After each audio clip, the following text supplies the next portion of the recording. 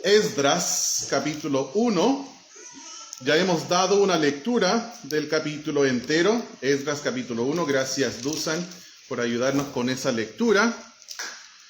Y ahora lo que vamos a hacer es orar y empezar nuestro estudio desde el libro de Esdras, capítulo 1, cuando Dios despierta corazones para misiones. Vamos a orar. Padre, gracias por tu palabra. Es perfecta, aunque se escribió hace miles de años. Justo llega a nosotros donde estamos y tiene algo para cada uno de tus hijos que estamos presentes escuchando tu palabra. Así que ayúdanos, Señor, para que seamos sensibles para con la obra del Espíritu Santo. Cuando Él nos habla, que nosotros respondamos con fe y obediencia. Eso te lo pido en el nombre glorioso del Señor Jesucristo. Amén. Bueno, el libro de Esdras en la historia de Israel es un puente entre el exilio babilónico, cuando Israel fue llevado cautivos a Babilonia, y la restauración de Judá, cuando volvieron en lo que a veces llamamos el reino del sur, porque estaba Israel en el norte y Judá en el sur, cuando vuelve Judá a Jerusalén. El exilio no fue un accidente político, que el Señor dijo, Babilonia, Nabucodonosor, llevaron mi pueblo cautivo. No, fue una disciplina divina.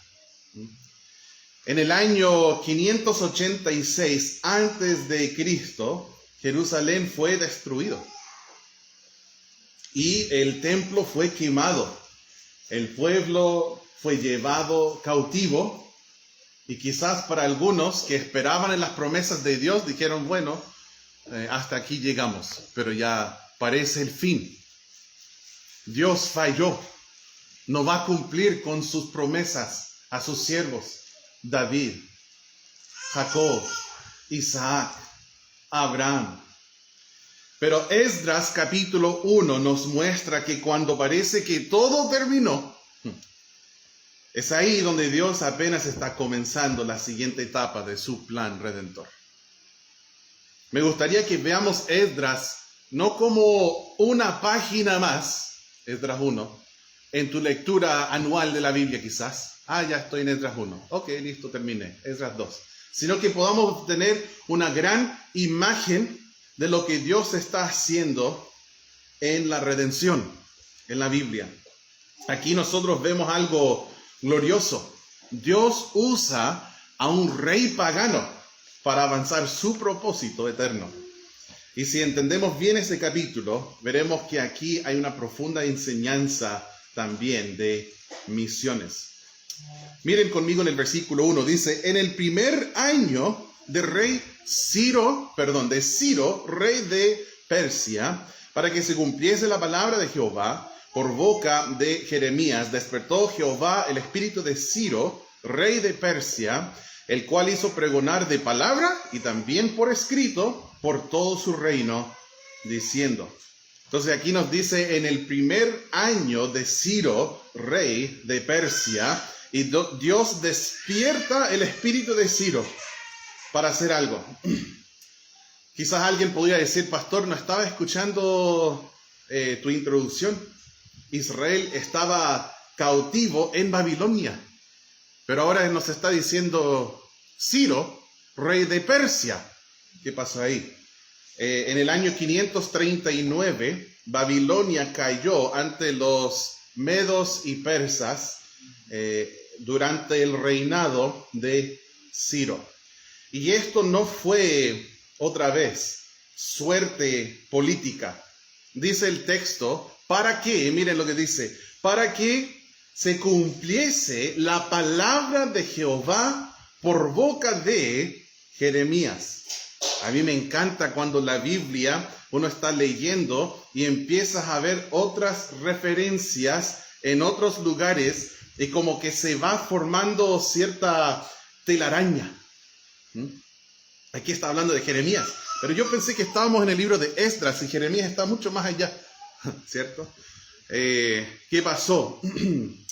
Jeremías había profetizado, Dios había dado palabra por medio de Jeremías de que el cautiverio de Israel, Judá iba a ser 70 años. Y ya era la hora, era el año. No importa si es Babilonia, si son los persos, era el tiempo porque Dios lo había profetizado. En Jeremías 25, 11 al 12 y Jeremías 29, 10 habla de eso, de los 70 años. No fue política, sino fue una profecía cumplida. Y fue misericordia de Dios después del juicio. Y algo quizás aún más impresionante, si esto no fuera suficiente. Isaías nombró a Ciro 150 años antes de que naciera. Y dijo que Dios lo iba a usar. De hecho, no me acuerdo, creo que dice que Ciro era pastor de Jehová. O sea, es un rey pagano, eso lo tenemos claro, pero era un peón del Señor. Eso está en Isaías, al final del capítulo 44 y principio del capítulo 45. Dios no solo prometió 70 años por su siervo Jeremías, también llamó por nombre al rey que los enviaría de regreso. 1 siglo y medio antes de siquiera naciera. Y cuando Ciro firmó el decreto, él no estaba iniciando algo nuevo que nació de su creatividad o su bondad o de su mente. Él estaba cumpliendo lo que Dios había escrito generaciones atrás. Qué maravilloso libro tenemos nosotros. Qué maravilloso Dios tenemos nosotros. Él no reacciona a la historia. Él la escribe.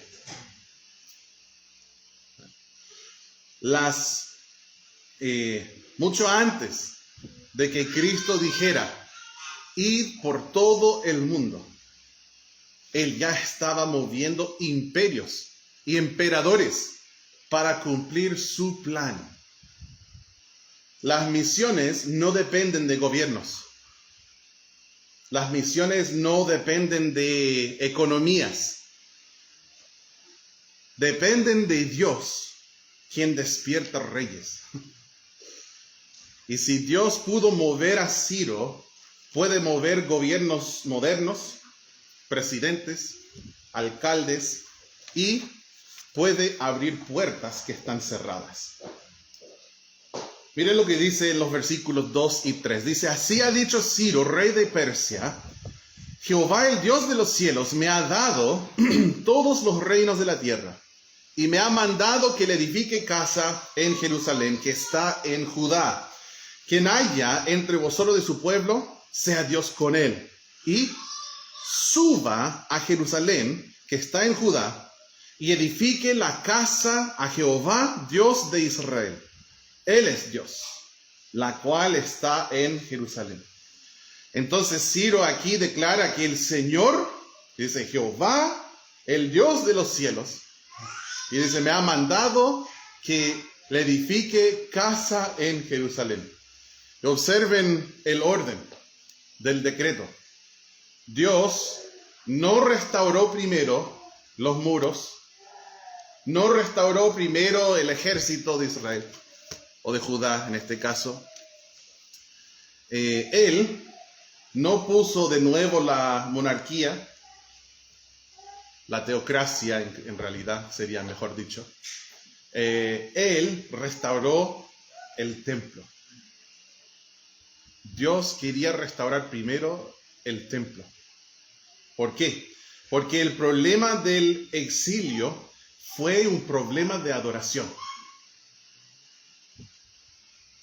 Y este avivamiento, si lo puedo llamar así, empezó con la adoración.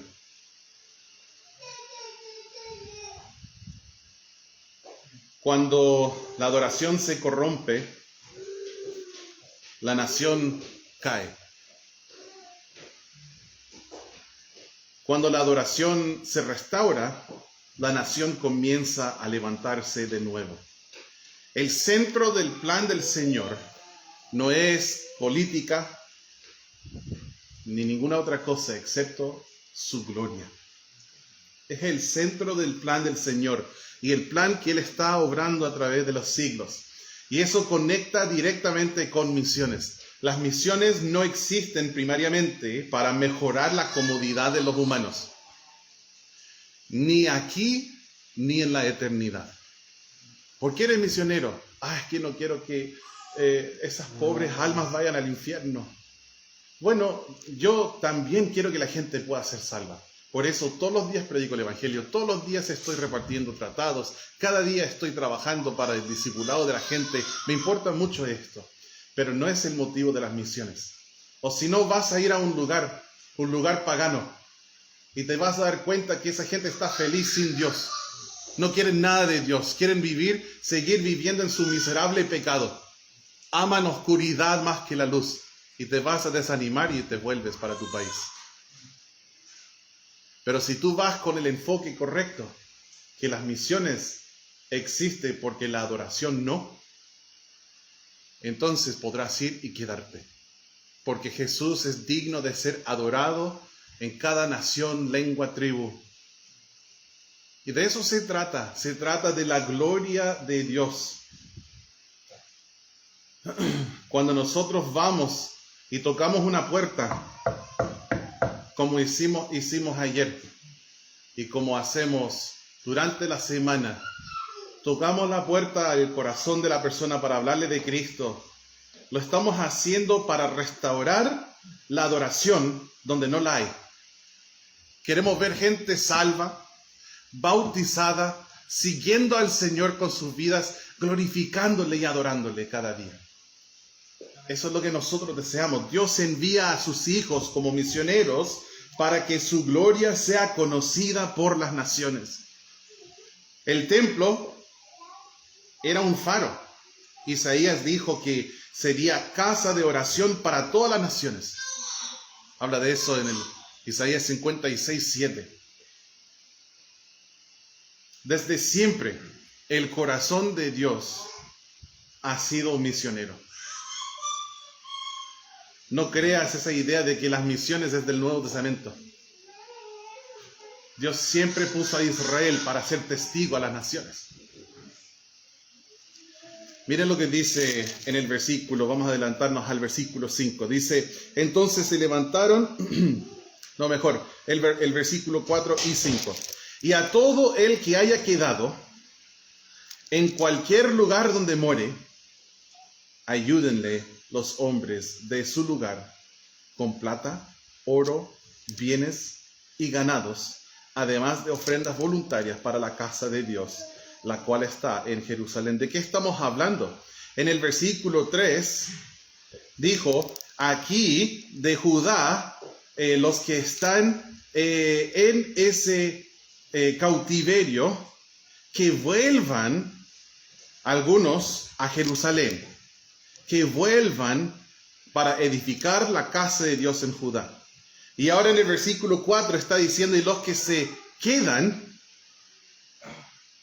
ayúdenle los hombres de su lugar con plata, oro, bienes y ganados, además de ofrendas voluntarias para la casa de Dios, la cual está en Jerusalén. Entonces se levantaron los jefes de las casas paternas de Judá y de Benjamín, y los sacerdotes y levitas, todos aquellos cuyo espíritu despertó Dios para subir a edificar la casa de Jehová, la cual está en Jerusalén. Dice, todos aquellos cuyo espíritu despertó Dios.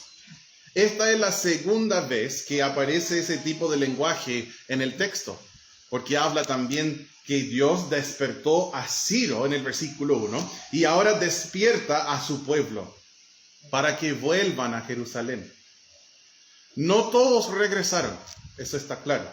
Muchos se quedaron en Babilonia. Imagino que tenían casas, negocios, quizás comodidad. Pero Dios despertó para que se fueran unos 50,000 para volver a Jerusalén. Ahora no lo dice aquí, pero sí lo dice en el capítulo 2, al final del capítulo 64-65 nos dice que eran casi 50,000 que volvieron. Muchos.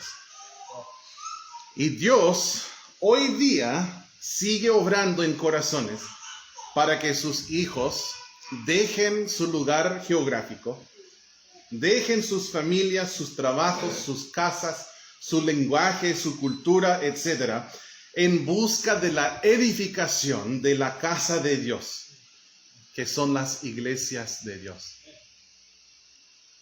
Cuando un misionero va a lugares más allá para predicar el evangelio, para discipular a nuevos creyentes y establecer iglesias, la casa de Dios. Quizás tú has experimentado, percibido el Espíritu Santo despertando tu corazón, como Él hizo aquí en el versículo 5 o en el versículo 1. Quizás Dios está despertando en ti algo que dice, debes servirme. Quizás tiempo completo aquí en la región, o quizás como misionero en otro lugar, aquí en Coyhaique o hasta lo último de la tierra. Este ha sido el método de Dios. Siempre. No que los pastores se acerquen, te agarren por la oreja y tú vas a ser pastor. Listo, para allá. No. Es algo que el Señor despierta. No. Me han preguntado muchas veces, ¿qué haces aquí? Pero ¿por qué Coyhaique? Tan lejos. ¿Tu iglesia te mandó para aquí? No, mi pastor no me agarró así y me dijo, ya, tú, Coyhaique, listo. Fue el Espíritu Santo que movió en mi corazón, que nos puso una carga, empezamos a orar y Dios iba confirmando en el camino y eventualmente nuestra iglesia nos envió, no porque fue decisión de ellos, sino porque nosotros manifestamos ese llamado y la iglesia decidió apoyarnos, me ordenaron como pastor y nos enviaron. Tal cual como en el libro de Hechos. Dice que eran enviados por la iglesia y también dice que eran enviados por el Espíritu Santo. Nosotros podemos observarlo en Hechos o aquí también en el libro de Esdras. Cuando Dios despierta, la gente se levanta. Miren lo que dice el versículo 6. Dice, y todos los que estaban en sus alrededores les ayudaron con plata y oro, con bienes y ganado y con cosas preciosas, además de todo lo que se ofreció voluntariamente.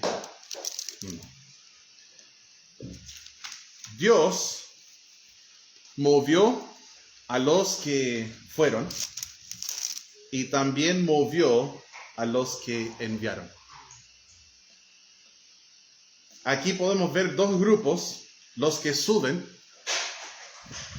y es algo geográfico, subieron a Jerusalén, pero también es algo espiritual. Si tú estudias la Biblia, siempre descienden a Egipto, el lenguaje, y Egipto representa el mundo. Nosotros, cuando nos acercamos al mundo también, siempre es bajarnos espiritualmente.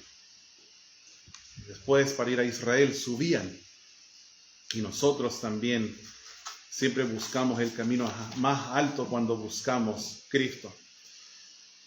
Ahora hay dos grupos aquí en el capítulo, los que suben y los que, se me escapó la palabra que quiere decir, los que sostienen. Los que suben y los que sostienen. No todos hicieron el viaje largo y peligroso y físicamente exigente, pero sí todos podían participar. Los que quedaron sostuvieron de otra manera. Y el texto es claro, ellos ayudaron con plata, con oro, con bienes, con cosas preciosas, con ganado, algo bien práctico. Y hoy día en misiones es muy parecido. Los misioneros van y los demás sostienen. Quizás tú has escuchado el nombre Guillermo Carey o William Carey. Él a veces se le suele decir el padre de las misiones modernas. Fue un misionero inglés bautista de los 1700 que fue a India, en un tiempo donde la teología enseñaba en contra de misiones. Y cuando él presentó el anhelo de ser misionero, en un grupo de pastores, uno de los ancianos se paró y le dijo: joven, siéntese. Cuando Dios quiere convertir a los paganos, lo hará sin tu ayuda, ni la nuestra. Pero gracias al Señor, William Carey entendió el mandato de llevar el evangelio a toda criatura, toda nación, todo el mundo, hasta el último de la tierra. Y a pesar de la opinión popular del día, fue a India como misionero. Y también dio luz a un movimiento que después salen muchos nombres famosos de misioneros que nacieron de esto. Y sigue hasta el día de hoy. Él dijo esto en los 1700. William Carey dijo: yo bajaré al pozo si ustedes sostienen la cuerda. Habló de misiones como un pozo oscuro. Dijo: yo bajaré con esa cuerda en mis manos, pero ustedes tienen que sostener el otro lado. Sí. A veces los misioneros van al campo misionero con fe, creyendo en el Señor y confiando en los hermanos quienes se han comprometido. Pero lamentablemente hay ocasiones cuando el misionero está en el pozo y tú tienes la cuerda en tus manos. Dijiste: yo quiero dar una promesa de fe, yo quiero ofrendar para misiones cada mes. Dios ha puesto en mi corazón dar a misiones, así que lo voy a hacer. La iglesia lo vio, la iglesia formó un presupuesto y se comprometió con un misionero. Dijo: sí, vayan a Tailandia y cuenten con nosotros, vamos a apoyarles. Pero después algunos con esa cuerda en sus manos, cuando el misionero está en el pozo, suelta.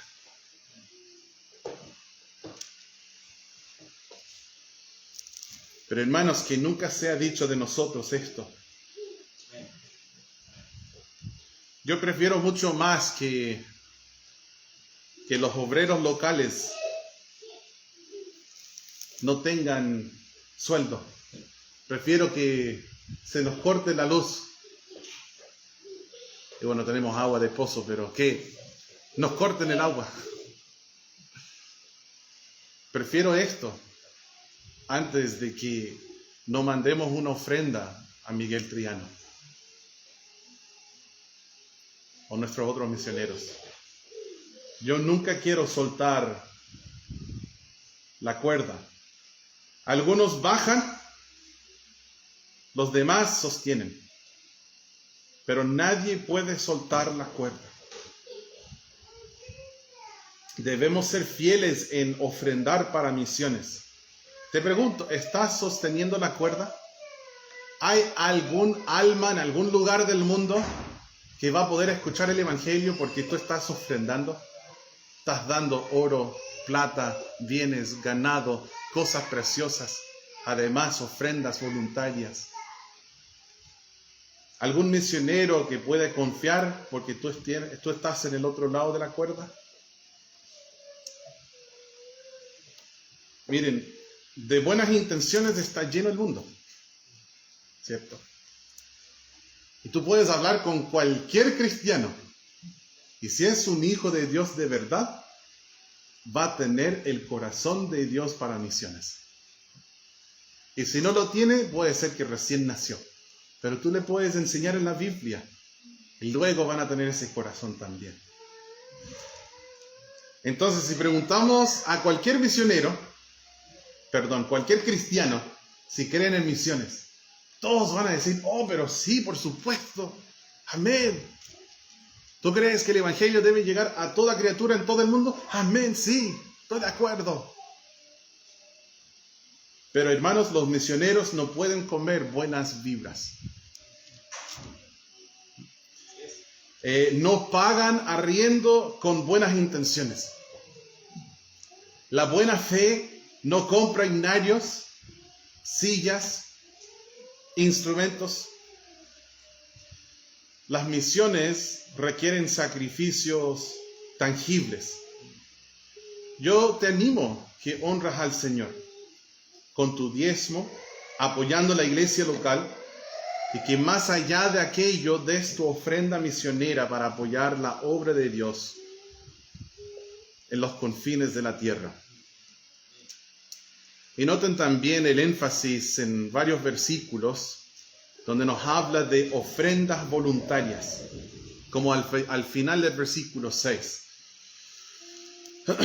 Todo lo que se ofreció voluntariamente. Esto no fue impuesto, sino que fue la respuesta a un corazón despertado. Y hoy es así también. Cada uno dé como propuso en su corazón. Nosotros no debemos ofrendar o diezmar porque el pastor lo dice. Debemos hacerlo porque la Biblia nos enseña y el Espíritu Santo está en nosotros y estamos convencidos de hacerlo. No por obligación, sino voluntariamente. El versículo 6 muestra la acción de los judíos, los que se quedaron. Ellos no solo dijeron, estamos orando por ustedes, que les vaya bien. No vieron a un hermano desnudo y dijeron, que te vaya bien y que seas calentado. No. Ellos dieron. Y las misiones siempre han sido financiadas por corazones movidos por Dios. Miren en el versículo 7. Dice, y el rey Ciro sacó los utensilios de la casa de Jehová que Nabucodonosor había sacado de Jerusalén y los había puesto en la casa de sus dioses. Yo quiero hacer un cambio un poquito aquí y hablar acerca de cómo Dios restaura lo que fue profanado. ¿Sí? Ciro aquí está devolviendo los utensilios del templo. Los que antes eran del templo, antes de que fuera quemado y antes de que Israel fuera de Judá, antes que Judá fuera llevada cautiva hasta Babilonia. Nabucodonosor llevó estos utensilios y son más o menos famosos en la Biblia, incluso cuando Belsasar en el capítulo 5 de Daniel está haciendo su fiesta famosa que sucedió la misma noche que el imperio babilónico cayó a los medos y persas. Él estaba usando los utensilios del templo en su fiesta llena de vicio, profanando lo sagrado. Y lo que Babilonia profanó, Dios lo restauró. Qué gran lección para nosotros. Lo que Babilonia profanó, Dios lo restauró. Ese es el negocio de nuestro Dios. El mundo te mastica y te escupe. Te usa y te deja quebrado. Usa y luego descarta. Profana y deforma. Pero Dios está en el negocio de volver a dar forma a lo que fue deformado. Él repara lo que el mundo, la carne y el diablo quiebran. Y eso es misiones. Hemos de ir a lugares donde el pecado ha deformado vidas, donde la idolatría ha profanado corazones, y proclamamos que nuestro Dios restaura. Quiero pensar un poquito de nuevo en la gran imagen de redención en la Biblia. Miren lo que dice versículo 8. Dice, lo sacó pues Ciro, rey de Persia, por mano de Mitrídates, tesorero, el cual los dio por cuenta a Sesbazar, príncipe de Judá. Luego en el versículo 11 nos da una lista de qué tenían. En el versículo 11 dice, todos los utensilios de oro y de plata eran 5,400. Todos los hizo llevar Sesbazar con los que subieron del cautiverio de Babilonia a Jerusalén. Aquí podemos ver que Dios está preservando la línea del Salvador. haciendo estudio y comparando figuras importantes en ese momento en la Biblia, es muy probable que Sespasar fue Zorobabel, quien fue el nieto de Joacim en la línea de David. Cuando Jerusalén cayó, pudo haber parecido que Dios se olvidó de 2 de Samuel 7. 2 de Samuel 7 es un capítulo importante en el plan de redención de Dios. Es ahí donde Dios prometió a David un trono eterno. Pero después ese trono cayó. La ciudad cayó. El templo cayó. Pero la pregunta que ni es necesaria hacernos: ¿falló Dios? De ninguna manera. Jamás. La línea del Mesías aquí está siendo preservada. Zorobabel está en la genealogía de Cristo. Y en Lucas capítulo 1 nos recuerda que Jesús es el cumplimiento de esta promesa en el pacto davídico. Dice, el Señor Dios le dará el trono de David su padre. Sí. Jesús está en el linaje de David. Y no tenemos que parar ahí. ¿Alguien sabe de qué tribu es David? Dígalo en voz alta nomás, si lo saben.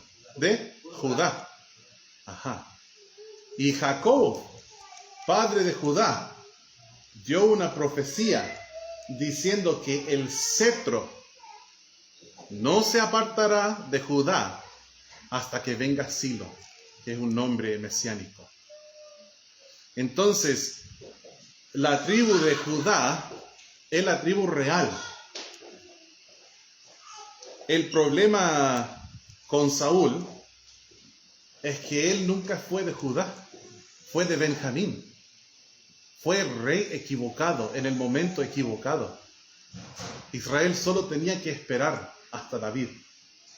No fue un accidente David. No. Entonces, Jesús viene siendo Jesús viene siendo de la genealogía de David, de Isaí, el papá de David, de Judá, de Jacob, de Isaac, de Abraham, de Adán y Eva. Todo para cumplir un gran plan de redención. Y en ningún momento el Señor se perdió. En ningún momento quedó pillado como, ahora ¿qué vamos a hacer? Mira, Babilonia, llevaron mi pueblo. En ningún momento Él decía, ya, voy a llevar mi pueblo de Babilonia, no. ¿Ahora Ciro? ¿Qué pasó? ¿Los persas? No. Él tenía todo pensado. 150 años antes de que naciera Ciro, ya lo nombró. Le nombró en Isaías 44 y 45. Están cumpliendo 70 años. Dios no necesitaba ser recordado. Ya lo había dicho, 70 años y listo. Y no es la primera vez. Cuando Israel bajó a Egipto, Él le dijo a Abraham, antes que eso, tu pueblo va a ir por 400 años. Y adivinen qué pasó después de 400 años. Nació un tal Moisés. Sí. Dios tiene control de todo. Él tiene su plan en todo. Cuando Dios envía a Judá de regreso, el tema principal no es la tierra, sino la preservación de la línea del Salvador. Sin la restauración de Jerusalén, no habría continuidad de Israel. Si no hubiera continuidad de Israel, entonces no habría nacido el Mesías. Y sin el Mesías no hay salvación. El Señor Jesucristo murió por tus pecados en la cruz. Él derramó su sangre preciosa para pagar el precio de ellos. Él fue sepultado y después de 3 días resucitó. Y ahora tú puedes tener vida eterna si te arrepientes y crees en Él como tu Salvador. Y la gran comisión, misiones, es ahí donde tenemos el mandato de llevar ese mensaje a todo el mundo por medio de algunos de nosotros yendo y los demás enviando. La gran comisión funciona así de sencillo. Todos nos preocupamos de evangelismo y discipulado y apertura de iglesias donde estemos. Y todos apoyamos a otros que van y lo hacen en otro lugar. Y algunos de nosotros iremos a otro lugar para hacerlo. Pero todos ocupados en la gran comisión. Esdras es un eslabón más en la cadena que lleva a la gran comisión. En Mateo 28, en Marcos 16, en Lucas 24, en Juan 20 y en Hechos capítulo 1. Ya vamos a ir concluyendo, hermanos. Nuestro Señor, que despertó a Ciro, despertó a los líderes de Judá, movió a los que dieron, nuestro Dios que restauró lo profanado y preservó la línea mesiánica, es quien hoy sigue despertando corazones. Sigue despertando corazones para misiones. Algunos suben, otros envían, pero todos participamos. Las misiones no nacieron en el Nuevo Testamento, son el latido del corazón de Dios desde siempre y lo deben ser también para nosotros. La pregunta no es, ¿estará Dios obrando? La pregunta es, ¿Él ha despertado tu corazón? Porque cuando Dios despierta, los reyes decretan, los pueblos se levantan, los bolsillos se abren y su gloria avanza entre las naciones. Vamos a orar.